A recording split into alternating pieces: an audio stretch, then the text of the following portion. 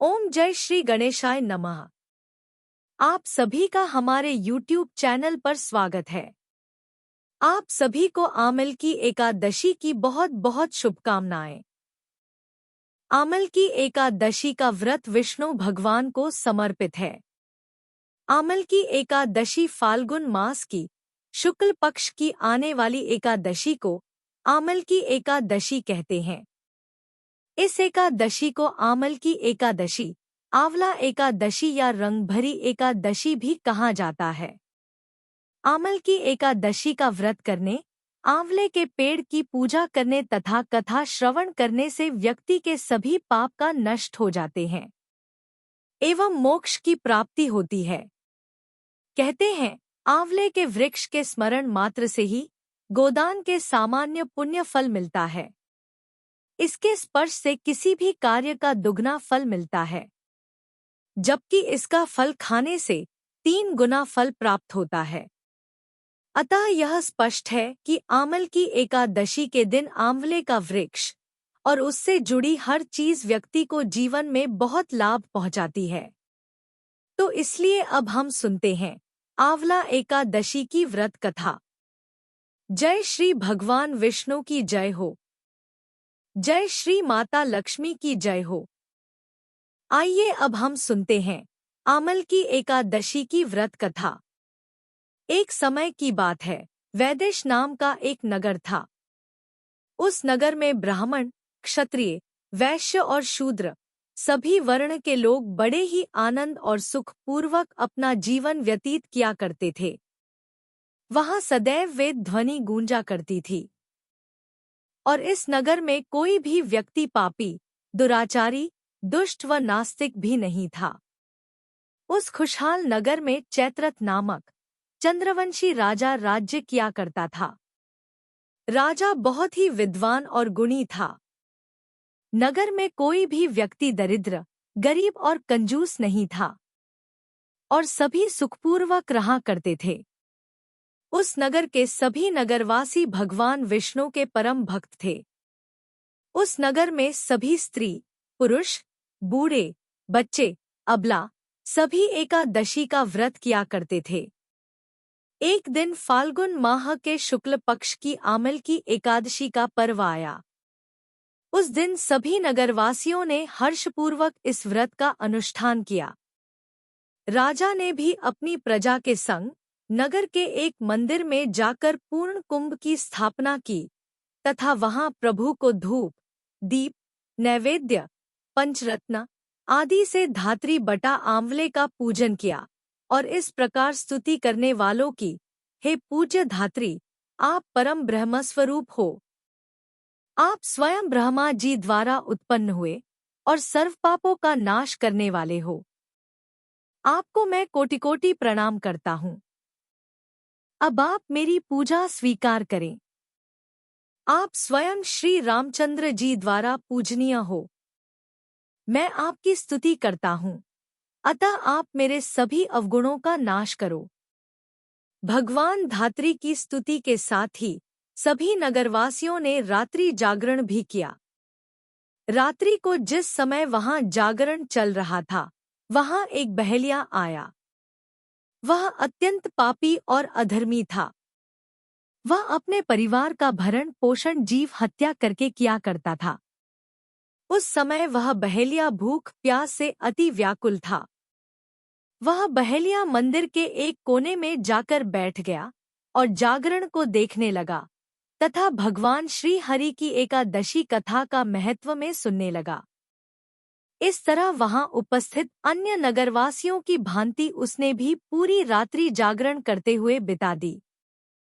प्रातः काल होने पर सभी नगरवासी अपने अपने घर को चले गए और वह बहेलिया भी अपने घर को चला गया।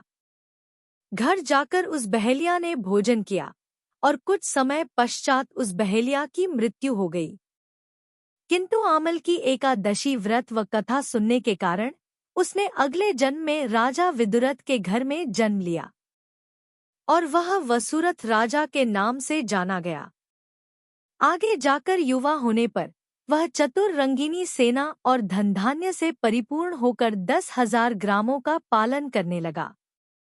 उसकी प्रतिभा तेज में सूर्य के समान, कांति में चंद्रमा के समान, वीरता में स्वयं भगवान विष्णु के समान और क्षमता में माता पृथ्वी के समान थी। वह अपने युग में महान धर्मनिष्ठ, सत्यवादी, कर्मवीर और परम विष्णु भक्त था। वह अपनी प्रजा का समान भाव से तथा अच्छे से पालन किया करता था। वह परम दानवीर था और दान देने में कोई कंजूसी नहीं करता था। दान देना उसका नित्य का काम था। एक दिन राजा शिकार करते हुए जंगल में गया। देव योग के कारण वह मार्ग भूल गया और दिशा की अज्ञानता के कारण मार्ग भटक गया। फिर वह थक हार कर एक वृक्ष के नीचे जाकर सो गया। कुछ ही देर में वहां पर पहाड़ी डाकू आ गए। पहाड़ी डाकू राजा को अकेला देखकर मारो मारो के नारे लगाते हुए राजा को मारने के लिए राजा की तरफ दौड़ पड़े। डाकू कहने लगे कि इस दुष्ट राजा ने हमारे सभी सगे संबंधी, माता पिता, पुत्र पुत्री की निरपराध हत्या की है और अपने नगर से हमें बाहर निकाल दिया है। अतः ऐसे दुष्ट राजा को तो मारना ही चाहिए। अपना क्रोध राजा के ऊपर निकालते पहाड़ी डाकू निशस्त्र राजा की ओर दौड़े और अपने अस्त्र शस्त्र का प्रहार राजा के ऊपर करने लगे। जितने भी अस्त्र शस्त्र राजा के ऊपर फेंके जाते, वे अस्त्र शस्त्र स्वयं ही नष्ट हो जाते और राजा को उन अस्त्रों का वार एक पुष्प के समान प्रतीत हो रहा था। राजा पर उन प्रहारों का कोई प्रभाव नहीं पड़ रहा था। अब उन डाकुओं द्वारा फेंके जाने वाले अस्त्र और शस्त्र उल्टा उन्हीं डाकुओं को क्षति पहुंचाने लगे और क्षति के मारे वे डाकू स्वयं ही मूर्छित होकर नीचे गिरने लगे। उसी पल राजा के शरीर से एक दिव्य प्रकाश उत्पन्न हुआ और उसमें से एक बहुत ही तेजवान स्त्री का आगमन हुआ। वह स्त्री बहुत सुंदर थी, किंतु उसकी भ्रिकुटी टेढ़ी थी। उसके नेत्रों से एक भयानक अग्नि की ज्वाला प्रकट हो रही थी। वह दूसरे काल के समान दिखाई दे रही थी। राजा पर प्रहार होता देखकर वह उन डाकुओं का संहार करने लगी और उनका संहार करने के लिए उनके पीछे दौड़ पड़ी। कुछ ही समय में उसने सभी डाकुओं को मार गिराया। कुछ समय पश्चात जब राजा की नींद खुली तो उसने सभी डाकुओं को मरा हुआ पाया। सभी डाकुओं को मरा हुआ देखकर वह आश्चर्यचकित हुआ और सोचने लगा कि इन डाकुओं को आखिर किसने मारा होगा। इस निर्जन वन में मेरा कौन हितैषी है जिसने मेरे प्राणों की रक्षा की है। तभी एक आकाशवाणी हुई, हे राजन, इस संसार में भगवान श्री हरि विष्णु के अतिरिक्त और कौन है जो तुम्हारी सहायता कर सकता है। इस आकाशवाणी को सुनकर राजा ने भगवान श्री हरि विष्णु की स्तुति गाते हुए उनको साष्टांग नमन किया। अब राजा पुनः अपने राज्य को गया और सुखपूर्वक राज्य करने लगा।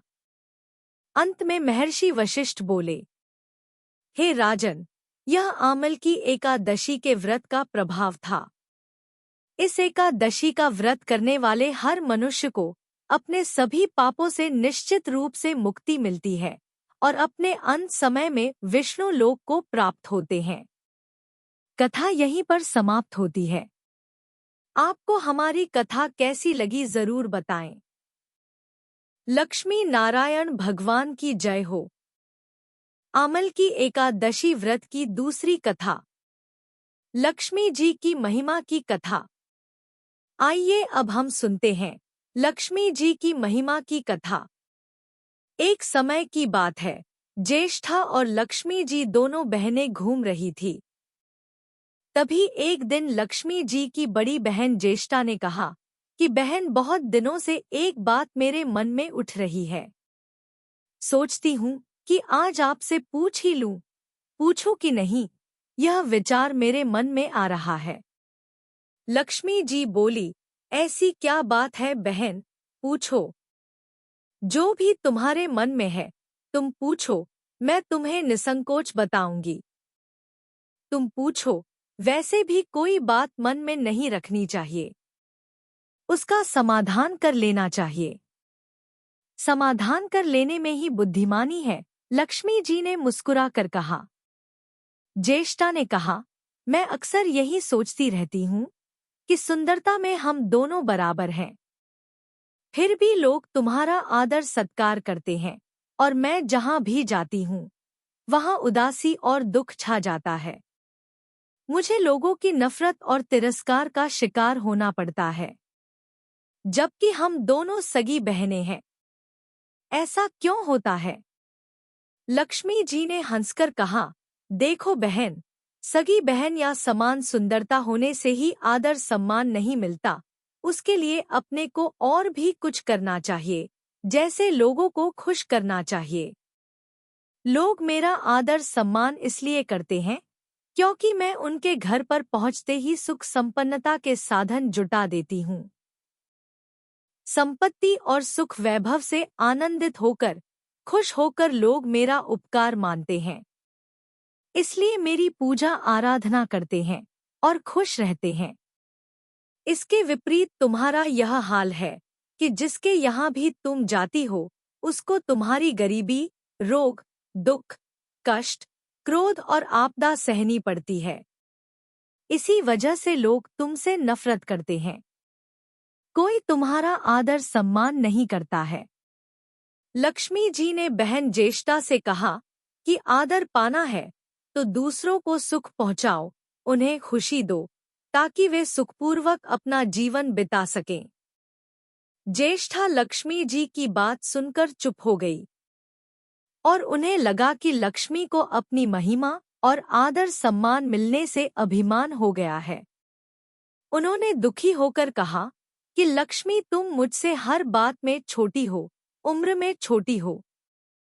अब तुम अपने वैभव के प्रभाव में आकर मुझे उपदेश देने का विचार भी मत करो। अगर तुम्हें अपने वैभव का अहंकार है तो मेरे पास भी अपना एक प्रभाव है। मैं जब अपनी पर आ जाऊं तो तुम्हारे करोड़पति भक्त को भी मैं पल भर में भिखारी बना सकती हूँ। ज्येष्ठा की बात सुनकर लक्ष्मी जी को हंसी आ गई और कहने लगी, बहन, तुम बड़ी हो इसलिए कुछ भी कह सकती हो, लेकिन जहाँ तक प्रभाव की बात है मैं तुमसे कम नहीं हूँ। जिसको तुम भिखारी बनाओगी उसे मैं दूसरे ही दिन रंग से राजा बना दूंगी। मेरी महिमा का अभी तुम्हें पता ही कहाँ है। तो ज्येष्ठा बोली, बहन, तुम्हें भी मेरी महिमा पता नहीं है। जिसकी तुम सहायता करोगी उसे मैं दाने दाने को मोहताज कर दूंगी। लक्ष्मी ज्येष्ठा से बोली, देखो बहन, तुम उसको दाने दाने को मोहताज कर सकती हो जिससे मैं रूठ जाऊं। जिसके सर पर मेरा आशीर्वाद ना हो उसका तुम कुछ भी बिगाड़ सकती हो, लेकिन जिस पर मेरी कृपा दृष्टि है उसका कोई बाल भी बांका नहीं कर सकता है। बहन, अगर तुम अपना प्रभाव दिखाने के लिए इतनी ही उतावली हो रही हो तो कल अपना प्रभाव दिखाकर देख लेना। तो ज्येष्ठा बोली कि ठीक है, चलो दूर क्यों जाएं। यहाँ पास ही के गांव अनुराधापुर में एक दीनानाथ रहता है। वह रोज मंदिर में पूजा पाठ करने जाता है और मेरा पक्का भक्त है। इस पर हमें अपनी महिमा दिखानी है। तो ज्येष्ठा को ताव आ गया और उन्होंने बड़े अभिमान से हाथ झटक कर कहा कि ठीक है, कल देख लेना, तुम्हारा सिर शर्म से झुक ही जाएगा। यह कहकर चली गई। लक्ष्मी जी वहीं खड़ी खड़ी बड़ी बहन के क्रोध और अहंकार को देखकर मुस्कुराती रही। दूसरे दिन दोनों बहनें अनुराधापुर के विष्णु मंदिर में जा पहुंची। उन दोनों बहनों ने भेष बदल रखा था। दोनों बहनें सड़क पर साधारण स्त्रियों की तरह मंदिर के द्वार पर आकर बैठ गई। आते जाते लोगों ने देखा, किंतु किसी ने उनकी ओर कोई खास ध्यान नहीं दिया, क्योंकि ध्यान देने वाली ऐसी कोई खास बात थी भी नहीं। वह तो एक मंदिर था और वहां पर हर रोज कोई न कोई दिन दुखी आते जाते रहते थे और आने जाने वाले सभी किसी न किसी परेशानी से घिरे रहते थे। इसलिए उन लोगों को किसी दूसरे की परेशानी से कोई मतलब नहीं था। थोड़ी देर बाद उन दोनों बहनों को वह पंडित दिखाई पड़ा। दोनों बहनों की नज़र उस पंडित पर जम गई। पूजा करके जब वह पंडित दीनानाथ लौटने लगा तो ज्येष्ठा ने कहा कि लक्ष्मी बहन वह तुम्हारा भक्त आ रहा है, तुमसे बन पड़े तो तुम उसकी कोई सहायता करो। लक्ष्मी बोली, हाँ मैं उसकी सहायता करती हूँ। ऐसा कहकर लक्ष्मी जी ने एक पोला बाज दीनानाथ के रास्ते में रख दिया जिसमें सोने की मोहरें भरी हुई थी। ज्येष्ठा ने कहा कि अब तुम मेरा प्रभाव भी देख लेना। पूजा करके लौट रहे दीनानाथ को रास्ते में पड़ा हुआ बांस मिला। दीनानाथ ने वह बांस का टुकड़ा उठा लिया और मन ही मन विचार करने लगा कि यह टुकड़ा किसी न किसी काम में आ ही जाएगा। घर में बहुत सारी जरूरतें होती है। अभी वह पंडित कुछ ही दूर आगे बढ़ा था कि उसे एक लड़का मिला। उस लड़के ने पहले पंडित जी को राम राम किया और फिर बड़ी ही नम्रता के साथ बोला, पंडित जी मुझे भी अपने घर में चारपाई के लिए बिल्कुल ऐसा ही बांस चाहिए। दादाजी ने यह कहकर भेजा है कि जाओ बाजार से बांस का टुकड़ा खरीद कर ले आओ। पंडित जी ऐसा बांस का टुकड़ा कहाँ मिलेगा? तो पंडित दीनानाथ जी ने कहा कि मैंने इसे खरीदा नहीं है, यह तो मुझे रास्ते में पड़ा मिला था तो मैंने उठा लिया। अगर तुम्हें इसकी जरूरत है तो तुम इसे रख लो, वैसे भी बाजार में 1 रुपए से कम का नहीं है। लड़के ने चवन्नी देते हुए कहा, मगर मेरे पास तो यह चवन्नी है। पंडित जी अभी तो मेरे पास इतने ही पैसे हैं, अभी तो इसे ही रख लो, बाकी के पैसे मैं शाम को दे जाऊंगा। पंडित जी खुश हो गए कि बिना किसी मेहनत के रुपया कमा लिया। पंडित जी ने चवन्नी लेकर बांस लड़के को दे दिया और वह चवन्नी अपनी डोलचे में रख दी। मंदिर के पास खड़ी दोनों देवियां, ज्येष्ठा व लक्ष्मी, यह सारी लीला देख रही थी। ज्येष्ठा ने कहा, लक्ष्मी देखा तुमने, तुम्हारी इतनी सारी मोहरें मात्र एक चवन्नी में बिक गई और अभी यह चवन्नी भी तुम्हारे भक्त के पास नहीं रुकेगी। चलो उसके पीछे पीछे चलते हैं और देखते हैं कि क्या होता है। दोनों बहनें दीनानाथ के पीछे पीछे चलने लगी। कुछ दूर चलने के बाद एक तालाब के पास दीनानाथ ने डोलची रख दी और तालाब में से कमल के फूल तोड़ने लगा। इस बीच एक चरवाहे का लड़का आया और डोलची में रखी हुई चवन्नी लेकर भाग गया और दीनानाथ को यह बात पता ही नहीं चली। फूल तोड़कर वह अपने घर जाने लगा। इतने में वही लड़का आता हुआ दिखाई दिया जिसने चवन्नी देकर उससे बांस ले लिया था। पास आकर वह लड़का बोला, पंडित जी यह बांस तो बहुत बजता है, आवाज करता है। दादाजी ने कहा है कि कोई दूसरा बांस चाहिए जो बजता नहीं हो, इसकी चारपाई ठीक नहीं बनेगी। यह लीजिए, आप अपना बांस वापस ले लीजिए। और यह कहकर उस लड़के ने वह बांस पंडित जी को दे दिया। पंडित जी ने बांस लेकर पैसे देने के लिए डोलची में चवन्नी देखी तो वहां चवन्नी नहीं थी। अब पंडित जी ने कहा कि बेटा चवन्नी तो कहीं गिर गई है, तुम मेरे साथ घर चलो, वहां से मैं दूसरी चवन्नी दे दूंगा। इस समय मेरे पास एक भी पैसा नहीं है। तब लड़का बोला, आप जाइए, मैं शाम को आपके घर आकर ले लूंगा। यह कहकर वह लड़का अपने घर लौट गया। बांस फिर से पंडित जी के ही पास आ गया और लक्ष्मी जी धीरे से मुस्कुराई। लक्ष्मी को इस प्रकार मुस्कुराते हुए देखकर ज्येष्ठा मन ही मन जल उठी और वह बोली, अभी तो खेल शुरू ही हुआ है, देखते चलो आगे आगे मैं इसे कैसे नाच नचाती हूँ। दीनानाथ बेचारा इन सब बातों से बेखबर अपनी धुन में आगे बढ़ता हुआ चला जा रहा था।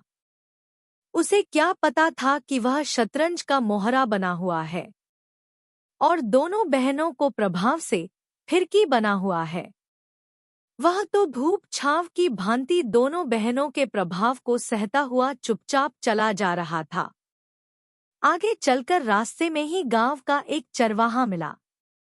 उसने दीनानाथ को चवन्नी वापस करते हुए बताया कि पंडित जी, मेरा लड़का बहुत ही शैतान है। आपकी डोलची में से यह चवन्नी उठा लाया था। मैं आपकी वही चवन्नी लौटाने आया हूँ। हो सके तो उस शैतान बालक को माफ कर देना। दीनानाथ ने उसे आशीर्वाद देकर चवन्नी ले ली और वह मन ही मन खुश हो गया। प्रसन्न मन से पंडित उस लड़के को पुकारने लगा, जो शाम को घर आकर चवन्नी लेने की बात कह कर गया था। वह लौट कर जा रहा था। आवाज सुनकर लौट आया। अपनी चवन्नी वापस पाकर वह लड़का भी प्रसन्न हो गया और पंडित जी भी प्रसन्न मन से घर की ओर जाने लगा। पंडित जी के एक हाथ में पूजा की डोलची थी और दूसरे हाथ में वही बांस का वजनी टुकड़ा था। राह चलते चलते पंडित सोच रहा था कि यह बांस तो काफी वजनी और भारी भी है। बांस काफी वजनी और भारी है तो मजबूत भी होगा, क्योंकि ठोस भी है। दीनानाथ सोच रहा था कि इसे मैं दरवाजे के छप्पर में लगा दूंगा। कई साल के लिए बल्ली से छुटकारा मिल जाएगा। ज्येष्ठा को उसके विचार पर क्रोध आ गया। लक्ष्मी जी के प्रभाव से दोनों को लाभ होता देख ज्येष्ठा मन ही मन बुरी तरह क्रोधित हो रही थी। ज्येष्ठा ने देखा कि पंडित जी का घर करीब आ गया है, तो कोई उपाय न पाकर ज्येष्ठा ने दीनानाथ को मार डालने का विचार किया।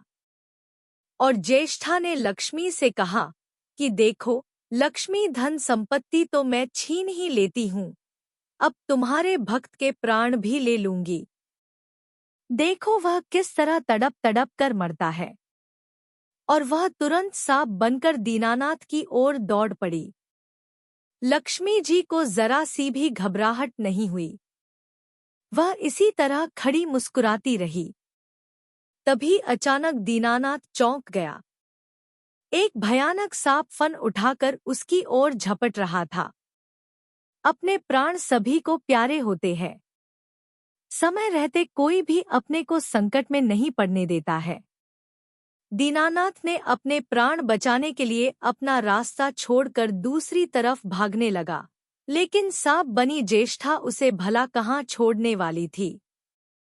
वह तो उस गरीब के प्राणों की प्यासी हो चुकी थी। ज्येष्ठा दोनों रास्तों से डसने की कोशिश कर रही थी। वह दीनानाथ के आगे, पीछे, दाएं, बाएं बराबर दौड़कर उसे डसने का प्रयास कर रही थी। दीनानाथ घबरा गया। उसने हाथ जोड़कर कहा कि हे नाग देवता, मैंने आपका क्या बिगाड़ा है जो आप मेरे पीछे पड़े हैं? कृपया शांति से अपनी राह लौट जाइए। आखिर क्यों मुझ गरीब के पीछे पड़े हो? व्यर्थ में किसी ब्राह्मण को सताना अच्छी बात नहीं है। लेकिन वह नाग तो ज्येष्ठा का रूप था, जो दीनानाथ को किसी भी तरह से डसना चाहता था। प्रार्थना पर कुछ भी ध्यान नहीं देते हुए सांप एक बार फिर से फुफकारता हुआ झपट पड़ा। दीनानाथ ने सोचा कि अब जान नहीं बचेगी, तो उसने अपने प्राण रक्षा के लिए एक भरपूर जोर लगाकर वही बांस सांप के ऊपर दे मारा। धरती से टकराते ही बांस के 2 टुकड़े हो गए और उसके भीतर भरी हुई मोहरें खन खन करती हुई बिखर गई और लक्ष्मी जी हंस पड़ी। दीनानाथ के मुंह से हैरतअंगेज रूप से चीख निकल पड़ी और थोड़ी देर के लिए वह ठगा सा खड़ा रह गया और आंखें फाड़े उन सोने की मोहरों को देखता रहा। एक पल के लिए तो वह सब कुछ भूल ही गया, परंतु अचानक सांप का ध्यान आते ही उसने अपनी गर्दन घुमाई तो देखा कि बांस की चोट से सांप की कमर टूट गई है और वह लहूलुहान हालत में झाड़ी की ओर भागे जा रहा था। दूसरे ही पल वह मोहरों की तरफ बढ़ा और कहने लगा कि तेरी जय हो लक्ष्मी माता। जीवन भर का दरिद्र आज दूर हो गया है। तेरी महिमा कौन जान सकता है। चलो अब घर में बैठकर तुम्हारी पूजा आरती करूंगा। और फिर जल्दी जल्दी उसने सारी मोहरें अंगोछे में बांध ली और लंबे लंबे कदमों से घर की ओर चल पड़ा। थोड़ी दूर एक पेड़ की छाया में खड़ी लक्ष्मी अपनी बहन ज्येष्ठा की तरफ देखकर मुस्कुरा कर पूछ रही थी कि कहो बहन, सच बताना, बड़पन की सच्चाई पता चली कि नहीं। बड़पन किसी को कुछ देने और खुश करने में है, ना कि उसका सब कुछ छीन लेने में है। अब ज्येष्ठा ने कोई उत्तर नहीं दिया और वह चुपचाप उदास खड़ी रही। लक्ष्मी जी ने उनका हाथ पकड़कर कहा, फिर भी हम दोनों बहनें हैं। जहां भी रहेगी साथ ही रहेंगी और सबका भला करेंगी। तो प्यारे भक्तों, यह थी हमारी आज की लक्ष्मी महिमा की कहानी। आपको हमारी कहानी कैसी लगी जरूर बताना। जय हो श्री लक्ष्मी माता जी की। आइए अब सुनते हैं गणेश भगवान जी की कहानी। बोलो गणेश भगवान की जय हो। एक समय की बात है। एक नगर में एक बूढ़ी माई रहती थी। वह बहुत ही गरीब थी। उसे आंखों से दिखाई भी नहीं देता था। उनका एक छोटा सा परिवार था जिसमें उसका बेटा और बहू रहते थे। बूढ़ी माँ भगवान श्री गणेश की परम भक्त थी। वह बूढ़ी माँ गणेश जी के प्रति बहुत ही आस्था रखती थी और भक्तिभाव से रोजाना पूजा करती थी। ऐसा करते करते सालों बीत गए। एक दिन गणेश भगवान जी ने सोचा कि बुढ़िया माई की परीक्षा लेनी चाहिए। रोजाना की तरह जैसे ही बुढ़िया माई गणेश जी की पूजा समाप्त करके उठी तो गणेश जी भगवान ने उसे दर्शन दिए और कहने लगे कि बुढ़िया माई, मैं तेरी पूजा से बहुत ही प्रसन्न हूँ। तुम कोई आशीर्वाद मांगना चाहती हो तो मांग लो, मैं तुम्हें अवश्य दूंगा। तो बुढ़िया माई ने गणेश जी से कहा कि मैं तो तेरी भक्ति से ही खुश हूँ, मुझे मांगना नहीं आता। आपने दर्शन दे दिए, मेरे लिए तो वही बहुत है। तब गणेश जी भगवान ने कहा, नहीं, मैं तुम्हें कुछ ना कुछ तो अवश्य दूंगा। तुम ऐसा करना, कल अपने बेटे बहू से पूछ कर आना, मैं कल फिर आऊंगा। ऐसा कहकर गणेश जी भगवान अंतर्ध्यान हो गए। बुढ़िया माई गणेश जी के कहे अनुसार अपने बेटे के पास गई और बोली कि बेटा, आज मुझे प्रभु गणेश जी ने स्वयं दर्शन दिए हैं और वरदान मांगने को कहा है। मुझे तो कुछ वरदान मांगना नहीं आता, तुम ही बता दो कि क्या मांगना है। गणेश जी भगवान मुझसे कह कर गए हैं कि कल मैं फिर आऊंगा। तब बेटे ने कहा कि माँ, गणेश जी भगवान से बहुत सारी धन दौलत मांग लो। अगर धन दौलत होगी तो सब कुछ खरीदा जा सकता है।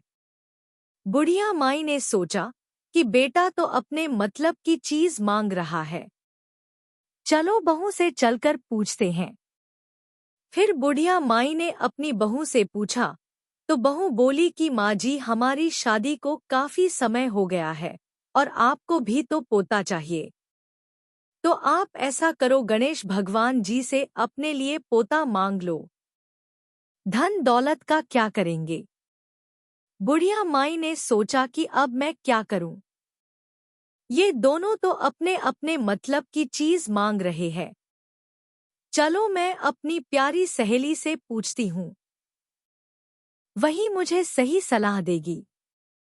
तब बुढ़िया माई पड़ोस में जाकर अपनी सहेली से बोली कि मुझे विनायक जी ने दर्शन दिए हैं और वरदान मांगने को कहा है। मैं क्या मांगूं, मुझे तो कुछ मांगना ही नहीं आता। गणेश जी ने तो कहा था कि बेटे और बहू से पूछ कर आना। मैंने बेटे से पूछा तो बेटा तो कहता है कि माँ, धन दौलत मांग लो।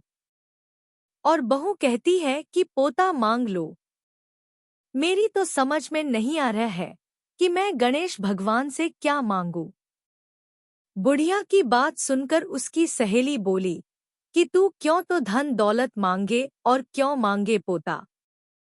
तू तो थोड़े ही दिन जिएगी, इसलिए तू तो गणेश भगवान से अपने लिए आंखें मांग ले, ताकि जितने दिन जिए उतने दिन इस संसार को अपनी आंखों से देख सके।